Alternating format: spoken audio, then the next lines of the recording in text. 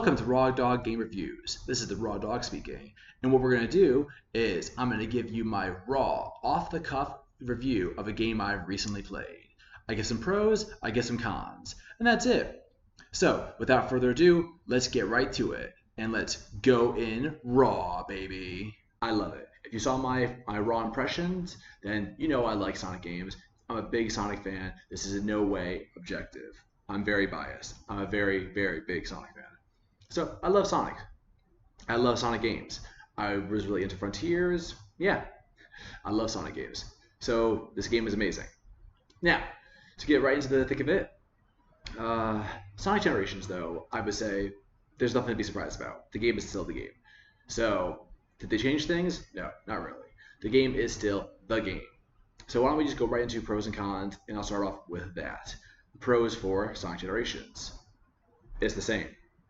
That's a pro and it's a con. I'll come back to that later. But yeah, they didn't change anything because honestly, it didn't really need to be changed. It's a solid game. It's one of the better Sonic games that came out, well, in the last decade or so. So yeah, it's a very good Sonic game, and it stands the test of time. It's really good. The controls. Sonic does feel slippery. It does control a little slippery, especially after playing Frontiers, being used to it. It plays a little slippery. And I'll go over the cons later, and I have more problems with something in it. And yeah, but the game itself as a whole is really good. The drop dash being added into Classic Sonic is really fun. It adds a layer to it. It's nice. It's weird that that's more of a con, but anyway. So yeah, the game is good. The graphics are solid. The music is amazing. I love the music. The modern remix of Sky Sanctuary is one of my favorite things of all time. I love that song. So yeah, the music is good and on point. But so then let's get into the real thick of it and talk about Shadow Generations, because that's where the real stuff is. Because if you're a Sonic fan, you've played Sonic Generations before and it's a solid game and they didn't really change it. So you know what to expect. Now the real meat of it is Shadow Generations. And this game is amazing. It blows it out of the water. Oh, it's so good. It's such a good game. It feels like everything we've been working towards with what happened with Frontiers. It wasn't the greatest. It was a great game. I enjoyed it a lot, but the art direction was poor. It was definitely janky. Like they had the sliders all over the place. You could tell they were testing a lot of things. Man, Shadow Generations feels like this is why they were testing it. And we found what we wanted to do. And this is the new peak Sonic gaming. And I was just like, yeah, it is. Shadow Generations feels so good. It is exactly what you want to feel from a Boost game. Honestly, I felt like the Boost not being offensive in Frontiers was a really weird choice because the Boost had been offensive up to that point. And I kind of prefer it being offensive. And of course, it is offensive in Shadow Generations because they kept the same lineup with Sonic Generations, where it was still offensive. I kind of prefer that. I mean, I get why it's not. I get why it's not in Sonic Frontiers, but I kind of prefer the boost being offensive. So I like it being offensive again, and the Shadow's controls feel so tight.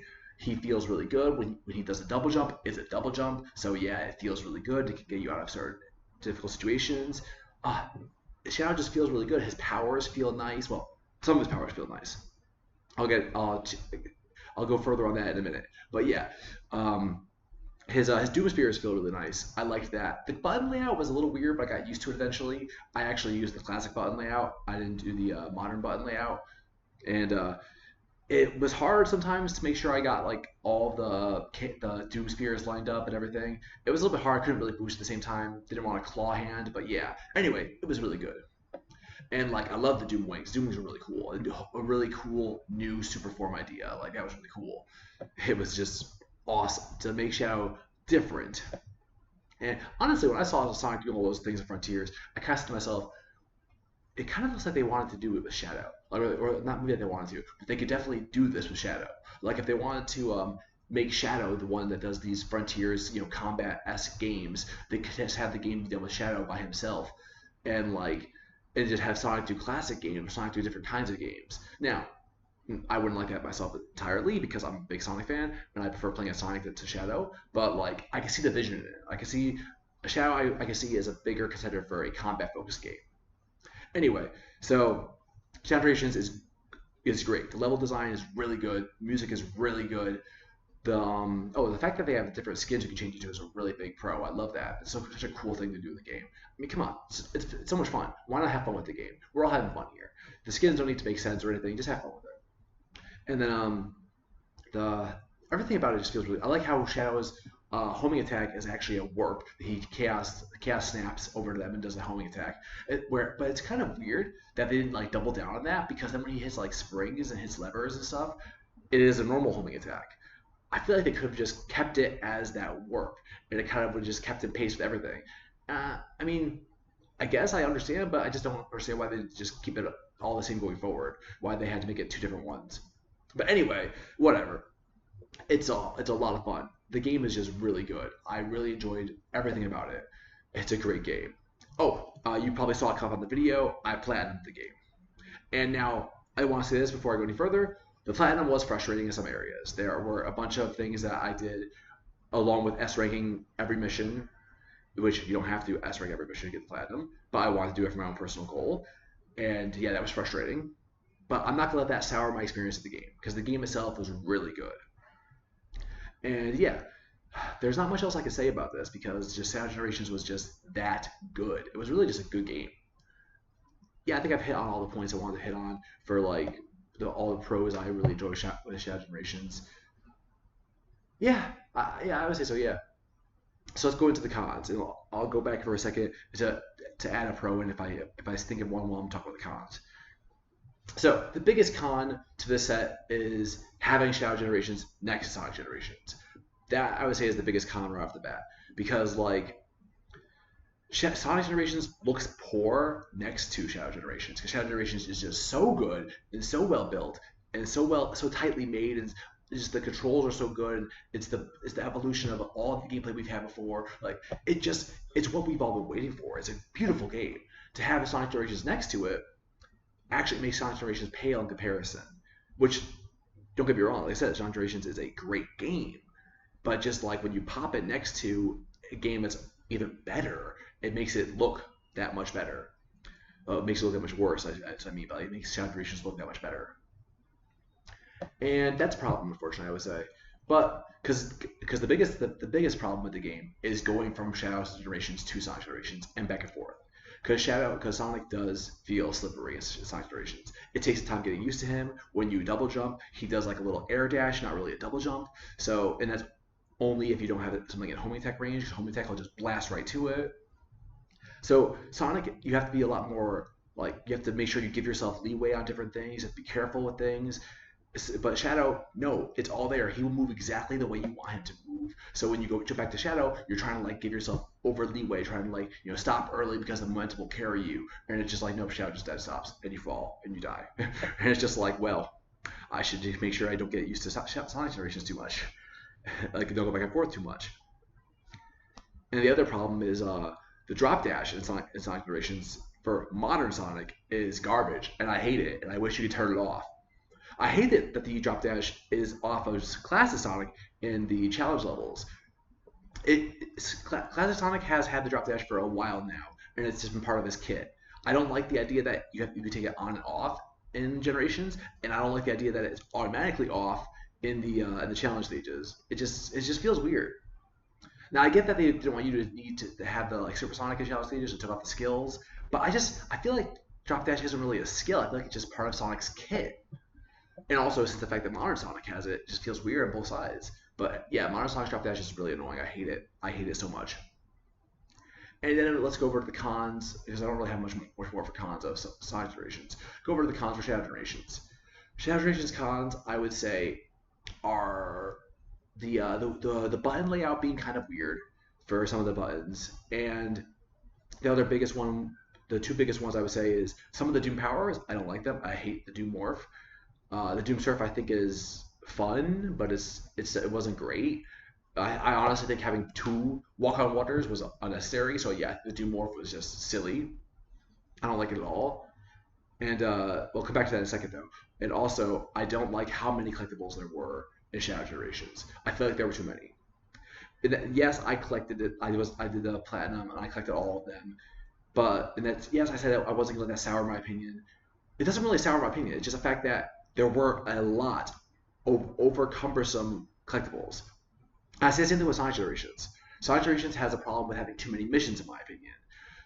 For having 5 missions per act means you have 10 missions per zone or stage, whatever you want to call it. Shadow, I think, has the much better feel to it, whereas 2 missions per act and a third mission that unlocks in hard mode, and they're also all necessary to beat the game because there's a smaller amount of them. They're all necessary. Whereas in Sonic Generations, they're not all necessary, and the game wants you to know that because like there's so many of them and they're ridiculous.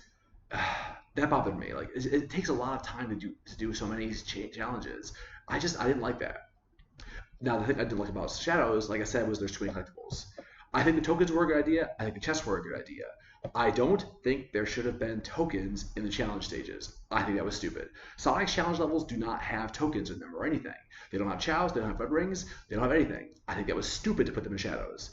Now, in my honest opinion, I don't terribly enjoy the chows in Sonic Generations, but I understand why they added them. They wanted to give the players something new to do. The red rings were already there. Otherwise, the game would basically be no different. So they wanted to give you something new to do. And yeah, it's fine. It's not a big deal. I used a guide to find them. I wasn't going to try to map them out on each level. They're hidden. They're hidden pretty well. So yeah, but Shadow, the boxes are some of them are pretty well hidden, but I really don't think there needed to be so many chests because, like I'm saying, I don't think we needed the tokens in the challenge levels. And obviously that would have taken a bunch of chests out because there's 3 tokens per level in every single level, in the challenge levels. So if you took out the challenge levels, there would be, let's see, there are 4 stages, and 2 per act. 2 acts per 8 acts, and 2. There are 16. There are 16 challenges. So 16 times 3, 30, 48, basically another 50 tokens, another 50 chests. You would minus it by 50 chests. That means you can make them much more interestingly placed out and much more interesting challenges in the hub world to find them. And then you could keep the machine parts, because I hate the machine parts. I hated the machine parts were 80, so sporadic. The reward you got did not feel like a good reward. And like there was no way of keeping real track of where they were, if you picked them up or not. It was annoying. So yeah, I did not like how many collectibles there were, which collectibles there were, and all that. The Gerald's Diary was awesome. That's fine. And yeah, that's it. The tokens themselves were awesome. I like that. But yeah, I just didn't like how many chests there were, how many tokens there were, because I don't think they need to be in challenge stages. And I didn't like how many machine parts there were. I feel like that was unnecessary, and it didn't make it didn't really feel like they were a challenge to get. They were just a challenge to find them all in general, and it was just a nuisance more than a challenge. And what was I gonna say before?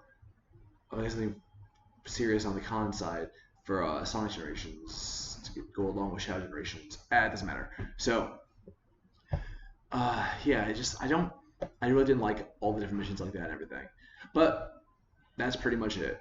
The game itself is still really good. It was a fun ride to platinum it. It was a really good game. I really enjoyed it. I obviously highly recommend it to Sonic fans. If you were missing out on your Shadow Boy and missing the feels of his crazy edginess, then yeah, it's a great game. I love the bosses. The bosses were great. They were challenging. The funniest thing I would say is that Shadow's final boss was much easier to get the untouchable than Sonic's was. Because Sonic's just, there were some really weird patterns and some really weird things, and I wasn't sure if all the debris counted. That was frustrating. Shadow's was actually really easy just to get it. But anyway, is there anything else I wanted to touch on? I feel like there was something else I wanted to touch on with Sonic Generations. Oh, the story. Duh, of course, the story. That's a con. I didn't like the story. I didn't like how they changed it, and not because I don't think the changes were good. I actually think the changes were good. They were respectful. They were well done. They made the story have a little more weight, which the story needed a little more weight. But what I'm trying to say is, I don't think it was a necessary change. I don't think it actually changed much to begin with. I don't think if they were going to waste money and time on changing something, I feel like they should have done more to change with Sonic Generations than changing that. Because I feel like the story was not necessary to change, and the changes they made, while good, were not such an impact that it actually mattered. So I feel like if they're going to spend the time to change changes, they could have made changes in a better area. But it is what it is. So we'll get to wrapping this up. Also, as you said, Shadow Generation story is peak and amazing and awesome. I love how they tied things in. I wish Shadow actually got a fight with Sonic, maybe somewhere else. Maybe you could just do like a practice fight one on one for giggles. And it wasn't part of the story fight, but that story cutscene fight looked glorious. It looked so good. I loved how it ran, and oh man, it was so good. I loved it. So I don't have a problem with the cutscene, but like I kind of do wish we had a Sonic and Shadow fight. But again, you have it in the Sonic side of it, so it's not a big deal. But anyway, yeah, the game is so much fun.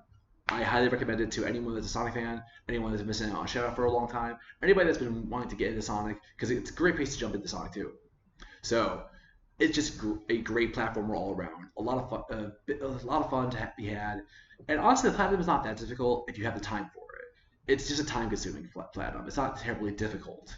It's a time-consuming, especially since you don't have to S rank all the challenges. I did. I wanted to. That's my own fault. I frustrated myself. But you don't have to do that. You have to beat all the challenges to get the platinum. You don't have to S rank them all. You do have to S rank all the stages, but that's actually really easy. S ranking the stages is really easy. The game is really forgiving. So, okay, not Shadow Generations isn't as forgiving, but there are some areas that are a little bit difficult. But thankfully, the last few levels you get the Doom Wings, and getting the S rank with the Doom Wings on is still acceptable to get the platinum. You don't have to get S rank with Doom Wings off all stages to get platinum. It's okay.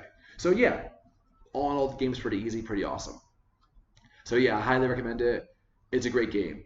Go out and play it. Sonic X Shadow Generations or Sonic and Shadow Generations. Great game. Highly recommend it. And well, that's that. Well, that's my raw review. If you enjoyed it, you can leave a like and subscribe. And I hope to see you here next time, back on Raw Dog Game Reviews. See you later!